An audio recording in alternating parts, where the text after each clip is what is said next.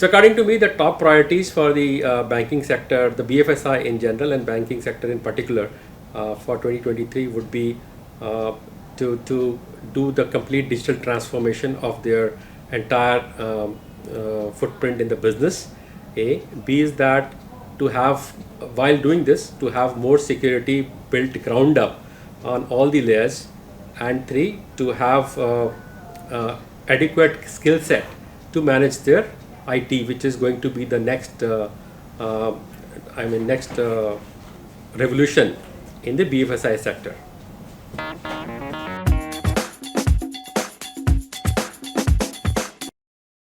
From a cloud perspective, in this particularly in the banking sector, we don't have any specific guideline to as to say so as to say. So what RBI has given is a standard guideline that dates back to 2014, but there is no such stringent guideline as to how organizations or banks would go into cloud, right? So they have left it for a commonsensical thinking of the top management and the technical staff under them to take a viable decision, a kind of which is complying to their regulators as well as to the industry as such. So from a cloud perspective, although when you talk about cloud, we actually mean the public cloud, right? So public cloud is that the advantage is that you have get the value for money kind of thing, pay per use. So you get a lot of that, and in terms of manageability, uptime, everything is there in a public cloud. Plus the cost works out a little bit lower than a private one. So talking about cloud, we mean public cloud, and then particularly for banks, going into public cloud is a bit of a challenge at this moment. So as I feel, because the SPI or the PII data, the sensitive personal information or the personally identified information (PII) is something that the bank should be careful about. And going forward, this is I've been talking about in many forums as well. So this is something that the banks have to keep in mind. They can do data, they can take data to the public cloud which are non-sensitive in, for example, if you talk about network data, right? So you can take the event logs, the network logs, the endpoint logs, and you can do analysis on a public cloud. That works out to be cheaper and more sensible rather than taking the entire banking data onto cloud and working on that. A second point that I want to make is that the cloud is already there in the banking industry for long. People have been using private clouds more than about 8-9 years now, and it has been quite stable for the bank, for private cloud.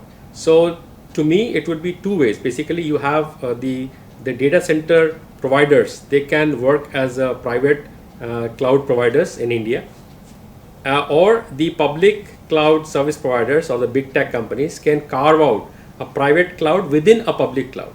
So these are the two areas that I would think we can go forward.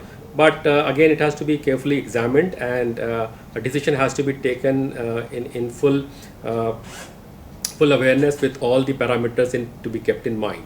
So from a cloud perspective, it is better at this moment with keeping all these breaches and other security problems that we are facing, to keep at least from the banking perspective, to keep the data on a private cloud, which will be on a safer and a securer side.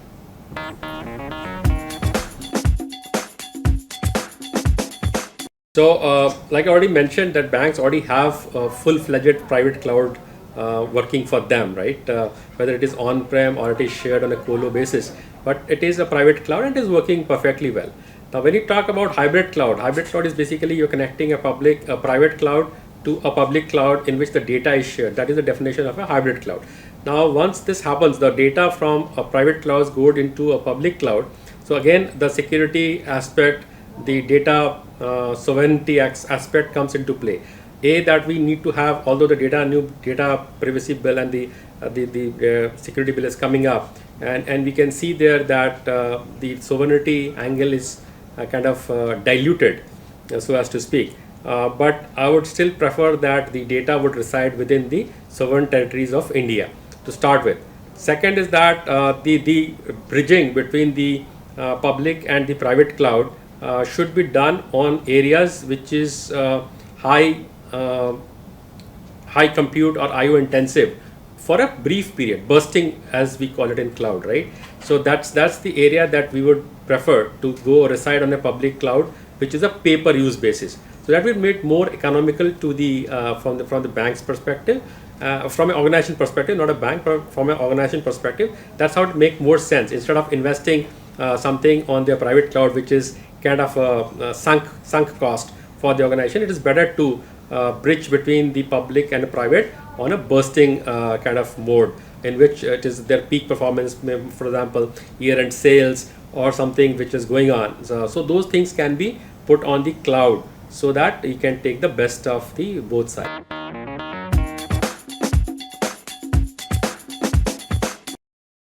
Cybersecurity is everybody's number one priority as of now, right?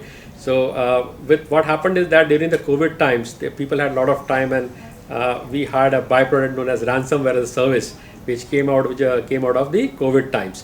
Now, having said that, the problem with the banks is that there are limited amount of people who manage the defenses for the organization.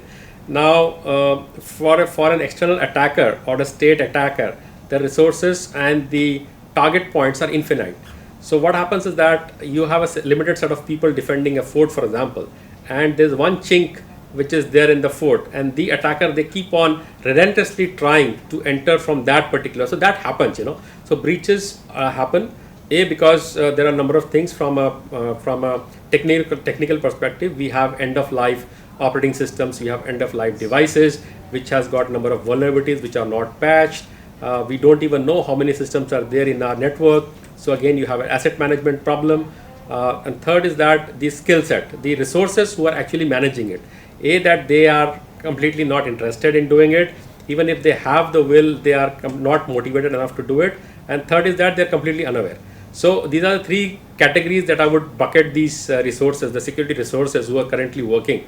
So this creates a complete different ball game as to how our cyber security is managed. So like I mentioned, the top security from a attack vector perspective is ransomware as a service, which is quite easily deployed, and it is just free of cost. Even you can free of cost, that you get the code directly from the cloud and you can deploy it, right? Ransomware as a service. Secondly, that I see is the breaches which are happening basically due to social engineering.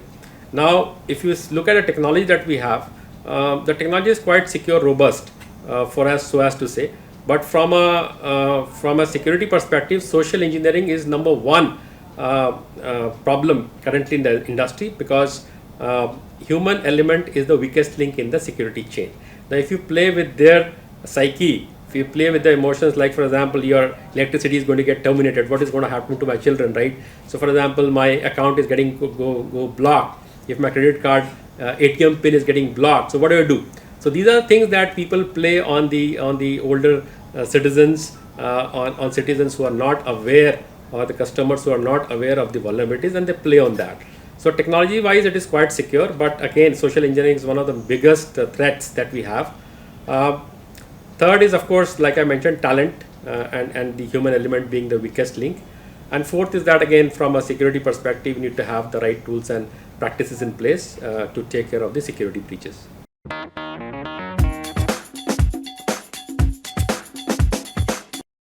If you look at AI has been there for quite some time, right? So it has been there since 1960s, and it is now recently that the AI is coming up in a big way because of the advances that we've made in the compute and the processing speeds. That is a major advantage of having the AI tools and techniques deployed now in our industry, right? So from an AI, there are basically two things that we have. So AI is the overlying, the entire umbrella, and then you have something known as ML, machine learning, and followed by deep learning, right? So these are the subsets of AI.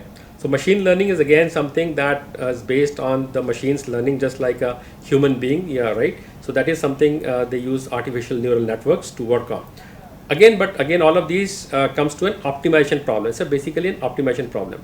So in the BFSI segment, we can use AI in multiple ways. One is that from a prevention perspective, you can do a complete network log analysis using AI. You can find out what are the behaviors of a user, which is known as user endpoint behavior analytics, and there are many other things that we can do with AI ML. But basically, it is going through the data and then coming up with the results using artificial neural networks. That is the basis of the AI/ML techniques. Going forward, I mean, it's been used it's been used there for a long time now, and from a marketing perspective also it is used. It's used for targeting different customer segments, finding out which segments have not been utilized, and you can target those. So those are again the insights that you get using AI/ML techniques in the BFSI domain.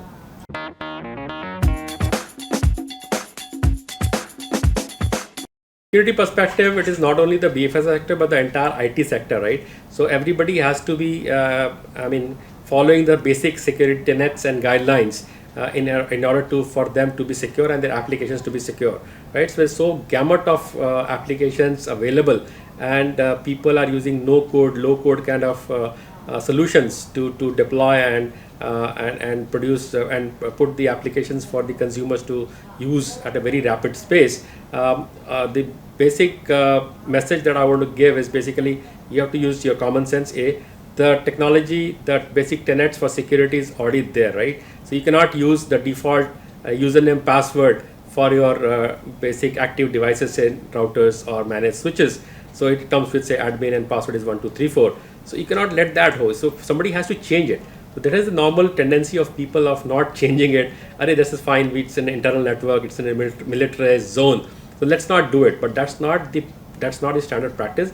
People should get away from these kind of mindsets, and we require our next generation to be trained on these kind of basic fundamentals from an hygiene issue, from a basic security mindset point of view, which will enable the entire industry to benefit from these practices.